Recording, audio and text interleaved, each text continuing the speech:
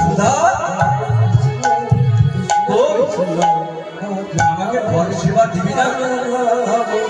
শাখা কৃষ্ণ এই নাও ধরো ধরো। একই সুধা, তুই আমাকে অদ্বৈত ভাবতেছিস কেন? খারাপ করছো না। আমার প্রিয় সখা হয়ে কেন তুই আমাকে অদ্বৈত ভাব দিচ্ছিস?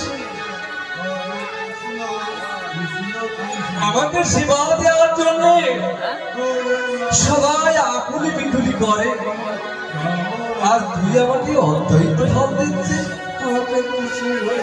সখা কৃষ্ণ, আমি তোমাকে অদ্বৈত ভাব দিয়েছি তাই না? আমাকে তুই মোটেই ভালোবাসিস না। আমাকে সেবা দেওয়ার জন্য সবাই করে, আর তুই আমাকে অদ্বৈত ভাব দিয়েছিস? না না, ঠিক আছে। এই সুধা, গুরুদেব কি বলে গেল শুনেছিস? গুরুমা নাকি ওই রন্ধনশালায় গোবিন্দ চরণে ভোগ রাগ নিবেদন করবার জন্য আট ভাজা ভেজে রেখেছে। তুই জানা, আমাকে একটু এনে দে না, আমি সেবা করব। কি বললে? কি বললে শাখা? এই গুরু পাঠে এসেও তুমি? না না না না, আমি পারবো না। পারবে না? এই তুমি আমাকে বেশি ভালোবাসো। আমি কত করেছি জানো? আমার সখাদের জন্য, আমার ওই রাখাল সখাদের জন্য আমি কত নামনি চুরি করেছি। আর আর তুমি সামান্য গুরুর রন্ধনশালা থেকে আট ভাজা এনে দেবে, তা তুমি পারবে না? এই আমাকে ভালোবাসো? কৃষ্ণ, বেশ, আমি যাচ্ছি, তুমি এইখানে থাকো। আমি যাচ্ছি ওই রন্ধনশালায়। যা যা তো, তাড়াতাড়ি যা।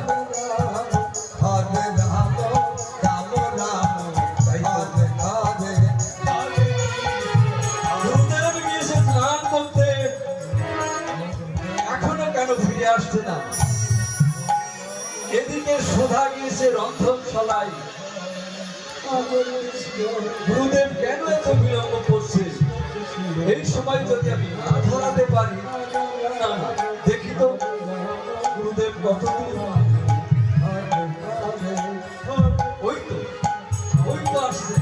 গুরুদেব, গুরুদেব, গুরুদেব।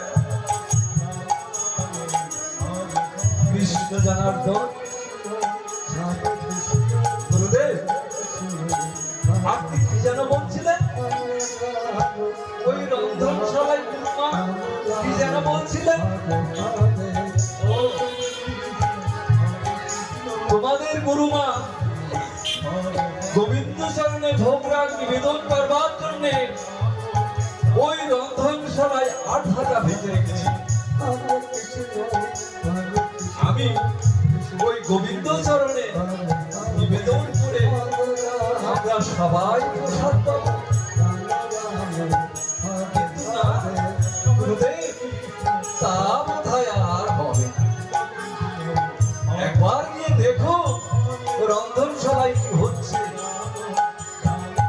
ঠিক আছে, দেখি রন্ধনশালায় কি হচ্ছে।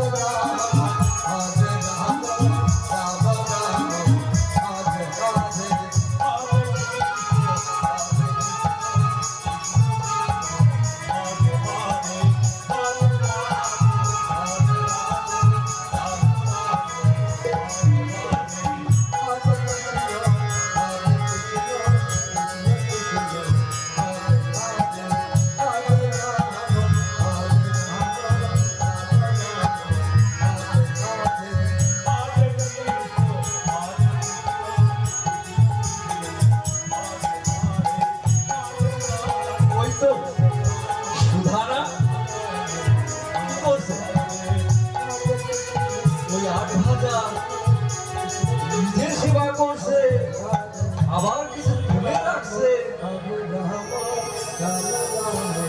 না না, কি করছে সুধা? ছি ছি ছি,